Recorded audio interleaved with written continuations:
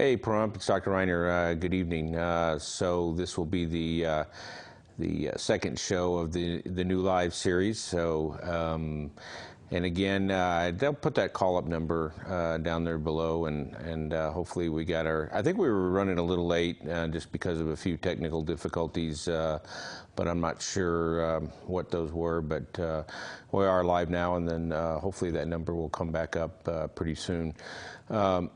One of the things I was talking about last week that I never really got a chance to go into much depth. You know, I've talked about a lot of the opioid crisis. I've talked a lot about some of the new laws. Well, I haven't really talked about that, but there were some new laws that were enacted by the House representatives here in Nevada.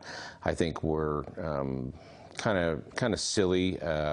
It's like the gun laws that are out there, you know, all the gun laws, and they still have mass shootings, and they still have all this stuff. And as far as you know, I'm a big gun rights advocate, and last time I looked, I did not see, if you threw all the guns in a pile, and someone told me this, and in a big pile, not one of those guns would jump off and shoot somebody. It's always some person, you know, at the end of that unfortunate occurrence that's making that happen.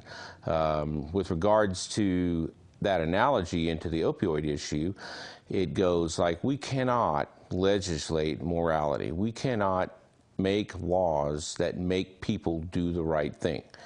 And so any law that the government passes regarding opioid prescriptions and all the misnomers, the DEA is making me do this, or you know, all the stuff that you hear at the pharmacies, that is all a bunch of hogwash, okay? There is no particularly, there are some guidance factors that have been issued, and maybe there are still some physicians and practitioners that are not, you know, practicing sound management of their opioids. I think everybody is aware of the opioid crisis. And in my guesstimation, most of the physicians are trying to do the right thing. I see big corporate medicine doing some unfortunate things, telling patients that they're not going to write these products, coming in and cutting patients in half on what they're taking for the sake of some corporate issue. You know, we get calls from pharmacies all the time. You know, 3 years ago, again, you could get anything filled in this town without any questions being asked. And all of a sudden, you know, we have this Walgreens issue where they get in a pill mill sting, and all the pharmacies are all worried about, you know, the big bad DEA coming in and busting them. But they should have been. I mean, they weren't doing their job. They weren't asking the appropriate questions at the appropriate time. Now they ask inappropriate questions at inappropriate times. And they do that for window dressing.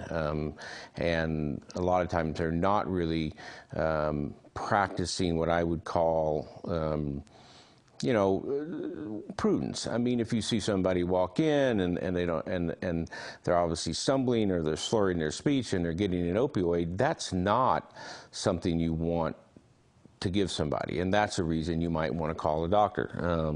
But unfortunately, that doesn't always happen. Now they want to know, you know, if a patient's had an MRI and what your diagnosis and treatment plan, and I won't discuss that with pharmacists, okay? That's not their business. Their business is to prescribe, not prescribe, but to dispense medication, unless they think there's a forgery or incomplete information, or they think it's in the patient's best interest not to fill that prescription. And that's what the law allows them to do. If it's not in the patient's best interest, they are not to fill that prescription. Well, that gives them a lot of leeway, and that gives them the leeway to call the doctors and to discuss it with them, a particular case, but they've taken it to start to question the doctor's authority to write prescriptions. So this is corporate breathing down their back to do this, and it puts a lot of the pharmacists in really bad position. So, you know, I'm busy during the day writing, you know, prescriptions. I'm writing numbers that are reasonable. I'm checking my patients. I'm doing what I'm supposed to be doing, and the pharmacists should be doing what they're supposed to be doing. However, along that line, there was one pharmacy here in town, Walmart, that was, I believe, practicing some very, very unorthodox behavior. They made an announcement in January that they were no longer going to fill benzodiazepine prescriptions with opioid prescriptions because it was, quote unquote, a dangerous combination. Well, that's a foregone conclusion. If you've never been on those prescriptions and a doctor prescribes you an opioid with something that is a sedating medication, it would be the same thing as taking a couple glasses of alcohol with your pain pills. It's not a good thing to do. There are multiple interactions that can happen. All of them are bad. None of them are good. So I understand that, and most practitioners do understand that, and most pharmacists should exercise due diligence when they've never seen a patient have a prescription. That's why we check the prescription monitoring program every time we write a prescription. Why? I want to see where you've been to other doctors, and I want to make sure that you're not filling a prescription from me and you're going to another doctor getting the same prescription. That is a felony in the state of Nevada. So I'm looking at those factors, but I'm also seeing everything that you're taking that could be controlled, and I'm putting that all together. And it's a useful tool, and we're supposed to do that. But this particular pharmacy decided that they weren't going to fill that combination. And so they were telling patients that they weren't going to do it. And in fact, they stopped on January 1st, and it forced a lot of patients to go to different pharmacies.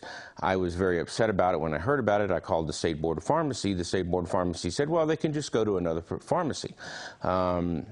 Again, that wasn't allowing the fact that the pharmacist refused to fill it. Now, this was the only, I understand it correctly, the only pharmacy in the state of Nevada was doing it in Pahrump. Now, that's unfair to the people of Pahrump. And why? Because you can't always go to Vegas. You know, when one Walgreens on your corner falls short of a certain prescription, guess what? You can go to another Walgreens two blocks down. This one doesn't have it. Okay, we have it. We'll fill it for you. You're in Clark County and things of that nature. But most of the people that need these prescriptions really need them. Can't just get in their car and drive over the hill to another pharmacy and get the prescription filled. So that was a real problem. And then all of a sudden they're going to other pharmacies like CVS and Smith's or Walgreens, and they're saying, well, we just don't want to fill one prescription. We want to fill all your prescriptions. And so what did that do? Since now pharmacies are only getting limited numbers from their supplier, it puts a burden on Walgreens. It puts a burden on CVS because now they're going to run out of opioids a lot quicker than they normally would. So that places a real big burden on the other pharmacies. So that's what they did, first of all, and some patients, you know, didn't get their prescriptions. Some of them filled, and most people would make the choice for the pain medication than the anxiety medication. However, I've been in medicine long enough to know that anxiety and pain go together, and when people are in pain, they get anxious about their pain, and that anxiety makes pain much worse. And, you know, I've done a lot of hospice medicine in my time. You know, there's a lot of terminal agitation when people are trying, you know, getting ready to expire, and we give them pain medication. They're in pain. We can't get control of their pain. Usually after the second call from a nurse, I'm adding a benzodiazepine. And once I do that, once I add some type of anti-anxiety medication, the pain goes away instantly because it's anxiety. And so if you have anxiety and then you get pain, then they mix and match. But you're prudent as a physician, at least I am, and basically I'm going to use the slowest and the smallest amount of medication necessary to get the desired effect. I don't want to have my patients you know, falling down. That's a risk as they get older. I don't want them having, you know, going to the emergency room, you know, with side effects. So we try and use prudence in that. So here we have this pharmacy that decided, and Walmart here in town, that they weren't going to do that. They were shifting the burden to other particular pharmacies. And The State Board of Pharmacy said go somewhere else, and that was their answer, until such time as a patient went into the pharmacy and said, turned in some prescriptions and said, well, I'm turning these in. One of them happened to be the combination that they didn't want to fill. And they told this patient that if they went to another pharmacy to fill one of the products they didn't want to fill, that they weren't going to fill their pain medication. I was dumbfounded. I couldn't believe that they were bullying patients into not going to get a prescription filled that they needed at a pharmacy for a legitimate medical reason. That broke the state law. When you decide not to fill a prescription because you think it's in the patient's best interest, but you don't call a physician, that breaks the state law. So for people out there watching, you know, there has to be, you need to be educated about that, and educated about why certain prescriptions can be refused. And if it's actually refused, the pharmacist has to hold the prescription. They can't give it back to you. That is now they can refuse service to anybody. I had one Walgreens in Vegas who said that a patient walked in and didn't fit their profile. So they're profiling patients. So this is unfortunate, and this is the world we live in, and I wanted to make you aware that, I mean, and I try and tell my patients, I don't think that that's where I would want to do business, and if it was me, I believe that if you vote with your pocketbook, and if you continue to support that particular behavior, that's not a good thing, and so people should think about where they trade, where they do business, and that's not a pharmacy that I would think I would want to do business with, who's trying to enact their policies on the public without due process or whatever they have to call. They have to make legitimate decisions. So I kept thinking the pendulum was going to swing. It was going to swing back towards the middle. We'd all get some sense about it, but that does not at this time appear to be happening. Okay, we're going to go to break, and when we come back, we'll pick up the second half of the show. Thanks for tuning in.